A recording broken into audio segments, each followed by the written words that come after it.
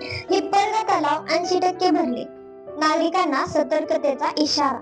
गेल्या 15 दिवसांपासून तुळजापूर तालुका, उत्तर सोलापूर आणि दक्षिण सोलापूर तालुक्यातील काही गावात तुफान पाऊस पडू लागल्याने मोठ्या प्रमाणात पाण्याचा प्रवाह मध्यम प्रकल्प एकरूप तालुका उत्तर सोलापूर हिप्परगा तलावात येत असून हा प्रकल्प 80% च्या वर भरला आहे।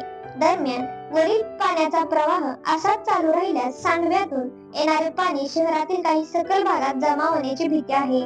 यामुळेच पाटबंधारे विभागाकडून सोलापूर शहर व परिसरातील नागरिकांना सतर्कतेचा इशारा देण्यात आला आहे।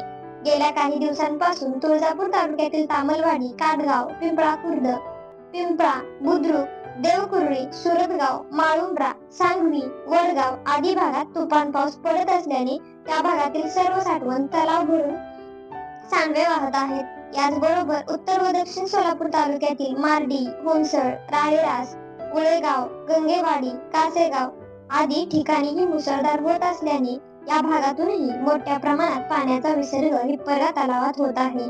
यामुळे हा प्रकल्प 100% भरून याचा विसर्ग दोन्ही सांडव्यांद्वारे अनियंत्रित प्रवाह होऊन शहर आणि परिसरातील सखल भागात म्हणजेच अवंतीनगर, वसंत विहार व गुलमोहर अपार्टमेंट मध्ये पाणी जमा होण्याची शक्यता आहे।